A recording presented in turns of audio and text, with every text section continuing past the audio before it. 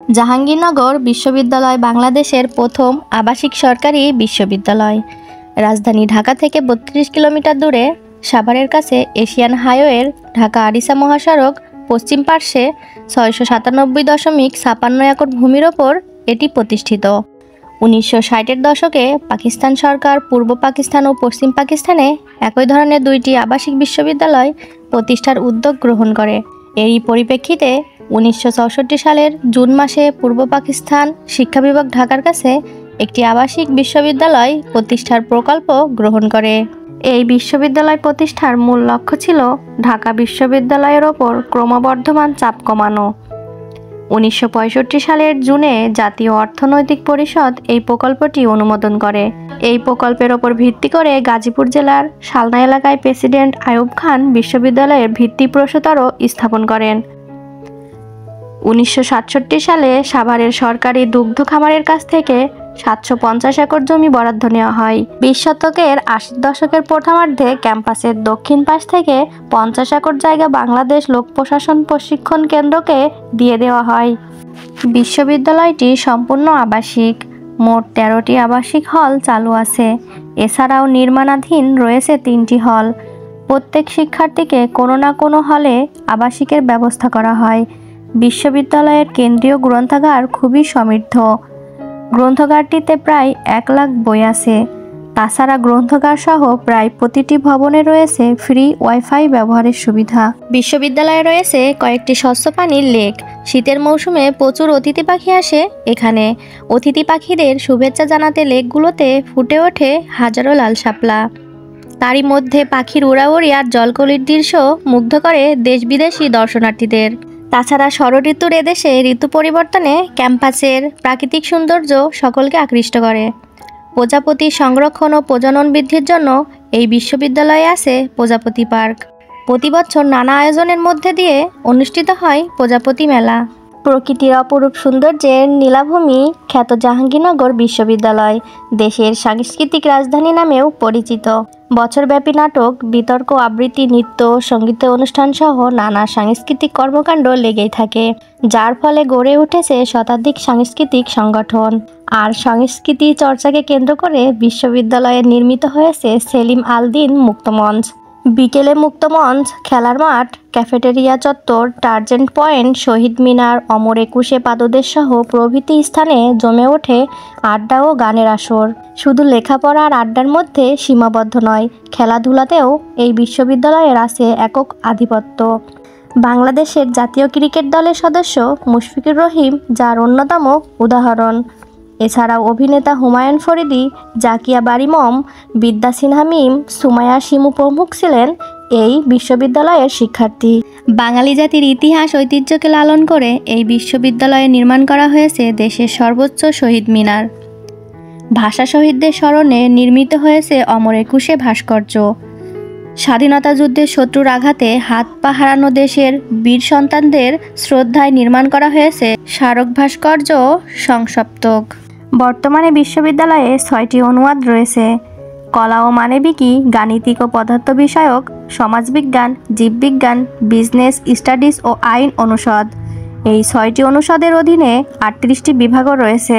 এছাড়াও রয়েছে institute of business administration, institute of information technology, Bangabandhu তুলনামূলক সাহিত্য ও সংস্কৃতি ইনস্টিটিউট এবং institute of remote sensing and GIS. গবেষণার জন্য রয়েছে ওয়াজেদ মিয়া বিজ্ঞান গবেষণা কেন্দ্র, ভাষা শিক্ষা কেন্দ্র ও centre of excellence in teaching and learning. বিশ্ববিদ্যালয়ের প্রায় সব বিভাগে গবেষণা কার্যক্রম পরিচালিত হয়। স্নাতক এবং স্নাতকোত্তর পর্যায়ে শিক্ষার্থীদের গবেষণালব্ধ থিসিস জমা দিতে হয়। স্নাতকোত্তর ডিগ্রি লাভের পর শিক্ষার্থীরা এমফিল ও পিএইচডি গবেষণা করতে পারে। অনুষদগুলি আলাদা আলাদা জার্নাল প্রকাশ করে। বিজ্ঞান অনুষদ থেকে Jahangirnagar university journal of science, সামাজিক বিজ্ঞান অনুষদ থেকে social science review, biological science থেকে Bangladesh journal of life science এবং কলা অনুষদ থেকে জাহাঙ্গীরনগর রিভিউ পার্ট ৩। বিশ্ববিদ্যালয় কেন্দ্রীয়ভাবে জাহাঙ্গীরনগর রিভিউ নামে একটি জার্নাল বের করে। বিশ্ববিদ্যালয়টি সিন্ডিকেট দ্বারা পরিচালিত। সিনেট বিশ্ববিদ্যালয়ের সকল বিধিবিধান প্রণয়ন ও বাজেট অনুমোদনের সর্বোচ্চ সংস্থা। অর্থ কমিটি বার্ষিক বাজেট তৈরি করার পর সিনেট যাচাই বাছাই করে তা অনুমোদন করে। এই প্যানেল থেকে চ্যান্সেলর 4 বছরের জন্য একজন ভাইস চ্যান্সেলর নিয়োগ দেন। প্রো ভাইস চ্যান্সেলর এবং ট্রেজারারও নিয়োগ দেন চ্যান্সেলর। নিয়মতান্ত্রিকভাবে চ্যান্সেলর হন রাষ্ট্রপতি। বিশ্ববিদ্যালয়ের প্রশাসনিক এবং একাডেমিক প্রধান হলেন ভাইস চ্যান্সেলর। ট্রেজারার বিশ্ববিদ্যালয়ের সার্বিক আর্থিক তহবিল দেখভাল করেন। Academic council, advance studies board, অনুষদ এবং কোর্স সংক্রান্ত কমিটি একাডেমি ব্যাপারে সিদ্ধান্ত গ্রহণ করে। বিভিন্ন অনুষদের ডিন 1 বা 2 বছরের জন্য নির্বাচিত হন, তবে ডিন হওয়ার জন্য কমপক্ষে সহযোগী অধ্যাপক হতে হয়। বিভাগের সিনিয়র শিক্ষকদের মধ্যে থেকে চেয়ারম্যান নিযুক্ত হন, তবে চেয়ারম্যান হওয়ার জন্য কমপক্ষে সহকারী অধ্যাপক হতে হয়। বিভাগীয় চেয়ারম্যানদের কার্যকালের মেয়াদ 3 বছর। বিশ্ববিদ্যালয়ের আবাসিক অফিসার হলেন রেজিস্ট্রার। 1971 সালের মহান মুক্তিযুদ্ধে বেশ কিছু ছাত্র, শিক্ষক, কর্মকর্তা ও কর্মচারী প্রত্যক্ষ পরোক্ষভাবে অংশগ্রহণ করেছিলেন। স্বাধীনতার পর বিশ্ববিদ্যালয়টির পূর্ণভাবে কর্মকার্য আরম্ভ হয় প্রফেসর সৈয়দ আলী আহসানের দ্বিতীয় উপাচার্য হিসেবে 1972 সালের 2রা ফেব্রুয়ারির তারিখে যোগদানের পর থেকে। 1973 সালের 8ই অক্টোবর বাংলাদেশের জাতীয় সংসদে বিশ্ববিদ্যালয়ের 1970 সালের অধ্যাদেশ পরিবর্তন করে জাহাঙ্গীরনগর বিশ্ববিদ্যালয় অ্যাক্ট পাশ হয় এবং এর কার্যকারিতা 1972 সালের 16 ডিসেম্বর থেকে দেওয়া হয়। বর্তমানে বিশ্ববিদ্যালয়টি জাহাঙ্গীরনগর বিশ্ববিদ্যালয় অ্যাক্ট 1973 দ্বারা পরিচালিত হচ্ছে। বিভিন্ন জাতীয় ও অভ্যন্তরীণ আন্দোলনে এই বিশ্ববিদ্যালয়ের শিক্ষার্থীরা উল্লেখযোগ্য ভূমিকা রেখে আসছে। 1971 সালের মুক্তিযুদ্ধে তারা স্বতঃস্ফূর্ত অংশগ্রহণ করেন।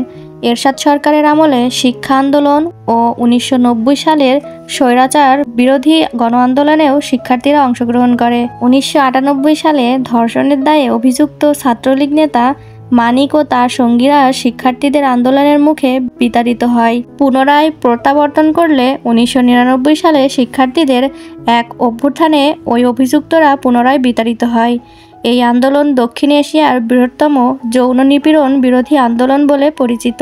বিদ্যালয়ে একটি কেন্দ্রীয় মসজিদ, একটি জিমনাসিয়াম, একটি সুইমিং পুল এবং একটি ক্যাফেটেরিয়া এবং ছাত্রছাত্রীদের চিকিৎসার জন্য একটি মেডিকেল সেন্টার রয়েছে। ক্যাম্পাসের বাইরের ছাত্রছাত্রী, শিক্ষক, কর্মকর্তা ও কর্মচারীদের যাতায়াতের জন্য রয়েছে বিশ্ববিদ্যালয়ের নিজস্ব পরিবহন ব্যবস্থা। নতুন কলা ভবনের সম্মুখে নির্মিত 71 ফুট উচ্চতা সম্পন্ন কেন্দ্রীয় শহীদ মিনারটি বাংলাদেশের সবচেয়ে উঁচু শহীদ মিনারের একটি। বিশ্ববিদ্যালয়ে রয়েছে একটি উন্মুক্ত মঞ্চ, যেখানে বিভিন্ন সামাজিক সাংস্কৃতিক কর্মকাণ্ড পরিচালিত হয়। ছাত্র শিক্ষকদের মিলনায়তন হিসেবে রয়েছে একটি ছাত্র শিক্ষক কেন্দ্র। 30টিরও বেশি সাংস্কৃতিক সংগঠন তাদের কর্মকাণ্ড চালিয়ে যাচ্ছে। ছাত্রছাত্রীদের বিভিন্ন বিষয়ে পরামর্শ দানের জন্য রয়েছে স্টুডেন্টস সেন্টার। বিশ্ববিদ্যালয়ে রয়েছে 2টি নামকরা ভাস্কর্য। কেন্দ্রীয় গ্রন্থাগারের সামনে সংস্থাপক এবং সামাজিক বিজ্ঞান ভবনের সামনে অমর একুশে। বিশ্ববিদ্যালয়ে ছাত্রছাত্রীদের জন্য রয়েছে 16টি আবাসিক হল, এর মধ্যে 8টি ছাত্রদের এবং 8টি ছাত্রীদের। বর্তমানে বিশ্ববিদ্যালয়ে ছাত্রছাত্রীর সংখ্যা 12,938, এমফিল 1024 জন ও পিএইচডি 1279 জন। শিক্ষক শিক্ষিকার সংখ্যা 721 জন, কর্মকর্তার সংখ্যা 365 জন এবং কর্মচারীর সংখ্যা 1390 জন। আবাসিক বিশ্ববিদ্যালয় হিসেবে প্রতি ছাত্রছাত্রীকে আবাসিক হলে থাকা ছিল বাধ্যতামূলক। এই জন্য প্রতি ছাত্র মাসিক 100 টাকা স্টাইপেন্ড পেত। আবাসিক বিশ্ববিদ্যালয় হওয়াতে বর্তমানে প্রথম বর্ষ সম্মান ক্লাস থেকে চতুর্থ সম্মান 4 বছর ও 1 বছর স্নাতকোত্তর ক্লাসের জন্য মেধার ভিত্তিতে শতকরা 50% ছাত্রছাত্রীকে প্রতি মাসে 500 টাকা করে বছরে মোট 6000 টাকা স্টাইপেন্ড হিসেবে দেওয়া হয়। এরকম চাঞ্চল্যকর ইতিহাসমূলক ভিডিও পেতে আমাদের চ্যানেলটি সাবস্ক্রাইব করুন। ধন্যবাদ সবাইকে।